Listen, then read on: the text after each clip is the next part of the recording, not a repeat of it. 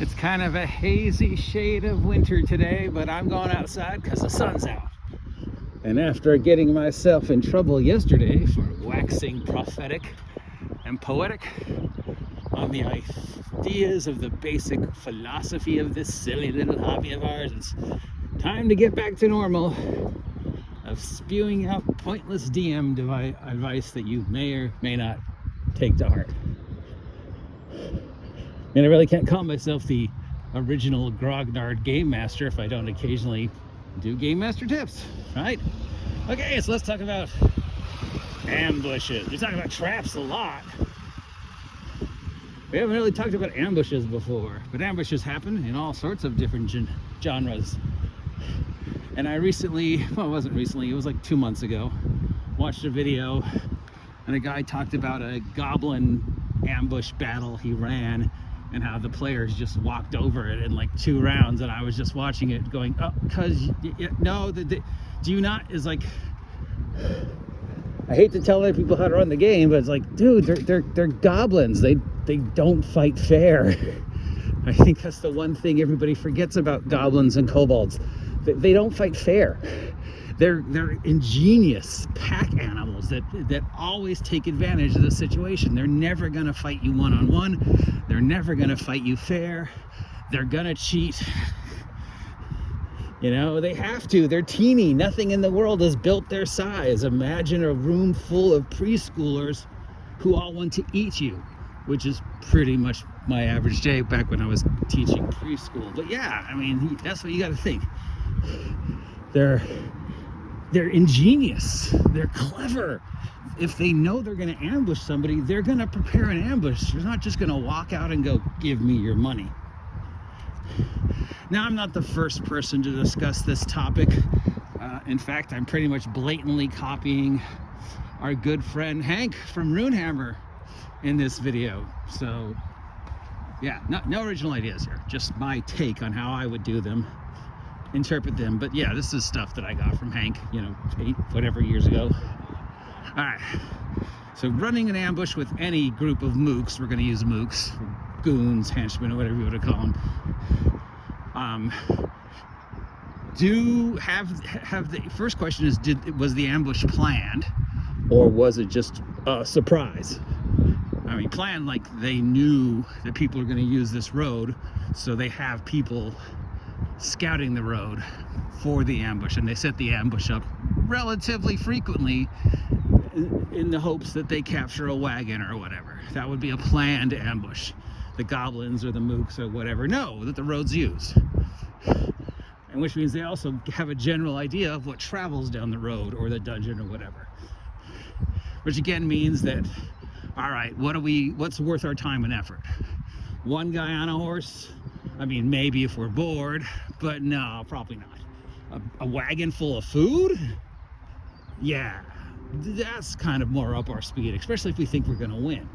A bunch of heavily armed adventurers? Ooh, 60-40. I mean, they got a lot of good stuff, and they're probably trying to kill us, so we should probably take them out ahead of time, but, how do we take them out? We gotta fight smart, right?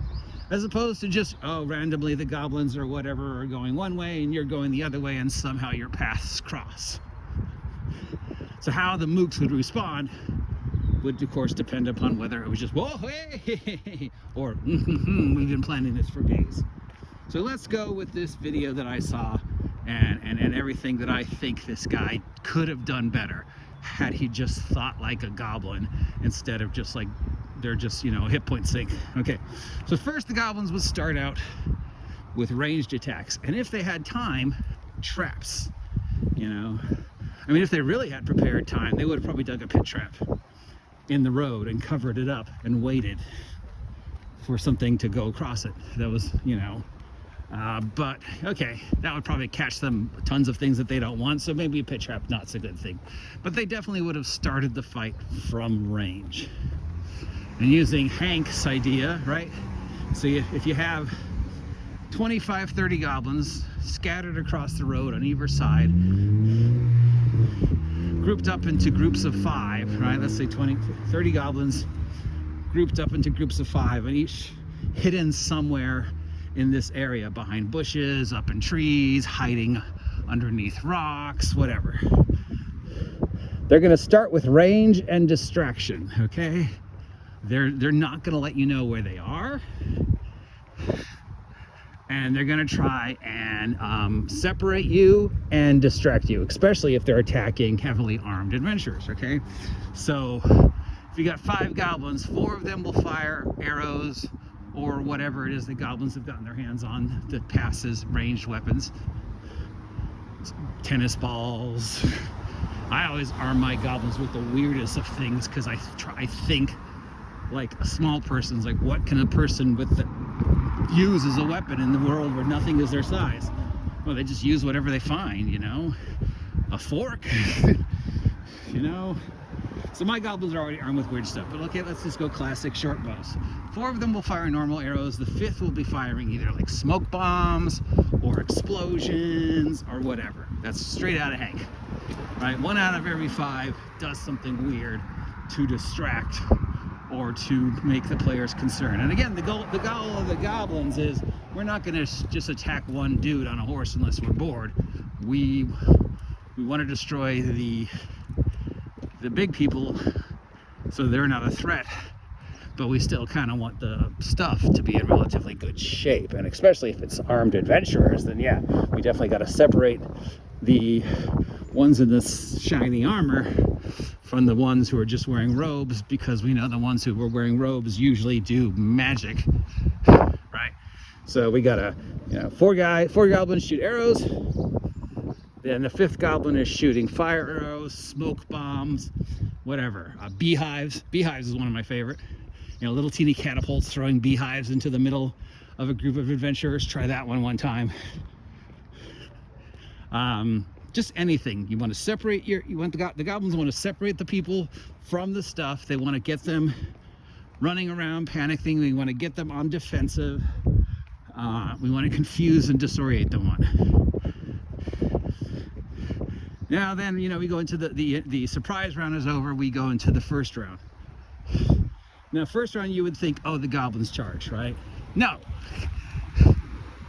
The goblins won't charge. The goblins will continue firing from range. They will move, they will fire from range, and if they have prepared a second wave, this is when they're going to let it go.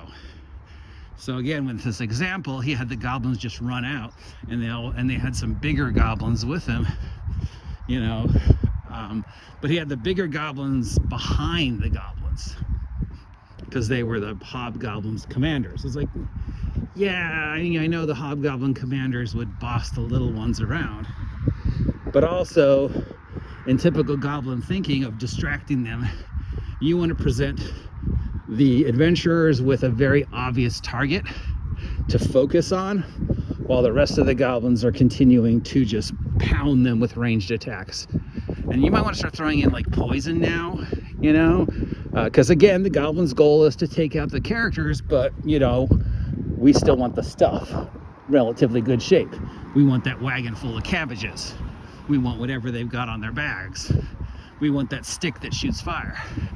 So second, third round, while the players are still confused and stuff, you throw out the distraction, okay? Your big hobgoblin commander comes out, or you know, your cave troll, or your one ogre, or whatever the goblins can convince to run out. It could be a giant lizard, it could be a boar, it could be a scorpion, it could be a swarm of centipedes that they've disrupted. It could be anything in the area that they've had time to prepare to just run down the center. So all the warriors and all the wizards focus on that. You know, get them to focus on that one big thing. And then by now we're probably into third round. Now maybe the goblins are gonna think it's time to charge. So now the commanders get the goblin infantry to run out and start harassing them. Now, goblins don't fight toe to toe. Goblins stick and move. A goblin runs in, tries to backstab you if he can, and then runs out. And then as it's running out, the second goblin runs in right behind it to follow up. They fight like kittens, right? They fight like preschoolers. They fight in a group, and they use that pack tactics to get you down. And again, you know, it's the same thing for every 4 goblins that's armed with a sword. One of them's armed with a net, or bolos, or a rope, or glue bombs, you know, or fungus bombs, or whatever the goblins have, you know, again, beehives, fire, you know, goblins on fire. Because that adds the randomness that is just, you know, goblins. And it shows that the goblins are fighting dirty, that the stand-in, you know, go toe-to-toe with the goblins isn't going to work. And then you've still got your ogre, your hill troll, whatever. That's when the hobgoblin commanders comes out. And you want these guys to be scary, right? This guy, I mean, there could just be one commander and a couple like sub-commanders, but whoever the main impetus for this ambush is, that commander who's been able to convince these 30 goblins to follow him or her around has got to have something a little extra. Now, when Matt Colville described it and Hank described it, you know, the commander was able to make more attacks or do more damage. Colville talked about how his example hobgoblin commander could do get over here. I think he had to change it when he wrote it up for the module, but yeah, basically as a you know,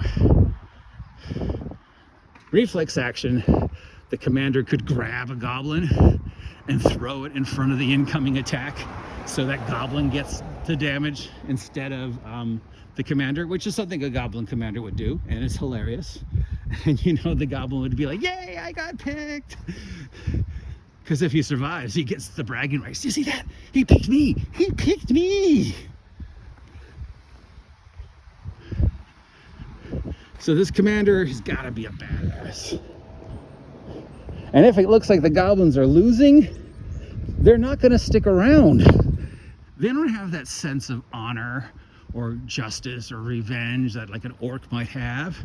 They have no problem running. They're cowards. They're only going to get in a fight they think they can win. And if it looks like they can't win, they'll run. They will abandon the wounded. They'll abandon commanders. Commanders will abandon the goblins, and the goblins will accept it. Because that's how the society works. That's how your ambushes should work. If you're scripting an ambush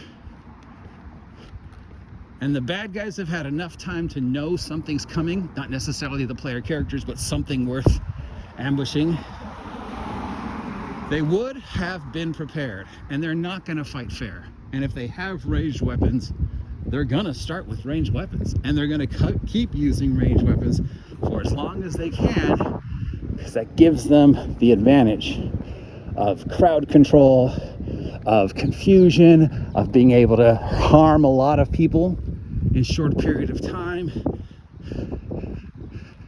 All the advantages that ranged volleys give them. And you know, again, to steal an idea from Hank and Matt Colville, 1 out of every 5 of those goblins is going to do something goblinish. He's going to be the guy throwing the fire bombs, or the smoke bombs, or the beehive, or, you know, goblin glue. Something just purely wacko that is just, you know, epitomizes your goblins. And then you just take that example and apply it to whatever it is.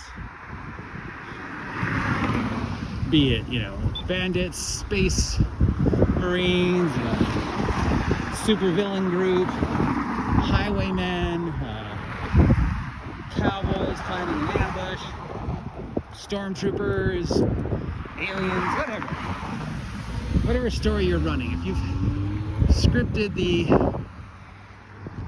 ambush, play to the strengths of the ambushers and the weakness of the characters. Assume that they have had time to prepare the scene, and they're smart enough to know the difference between something that's worth their time and not worth their time, and how to fight if they're attacking just, you know, a bunch of unarmed merchants with a wagon load of cabbage versus a bunch of heavily armed adventurers. So just apply that to any ambush. And, you know,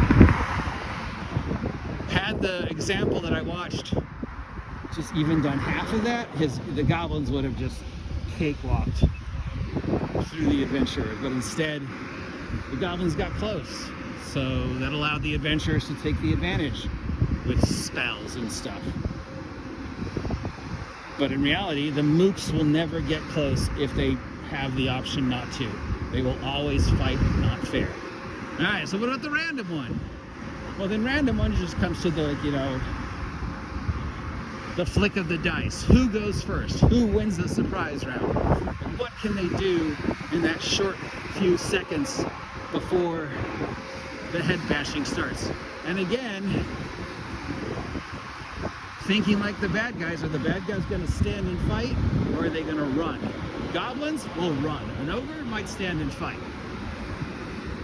You know? But the goblins, even if they're surprised, aren't going to fight fair.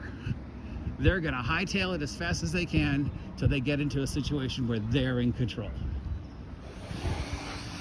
Anyways, that's some thoughts on ambush. If you like them, let me know. If you don't like them, let me know. How would you do an ambush?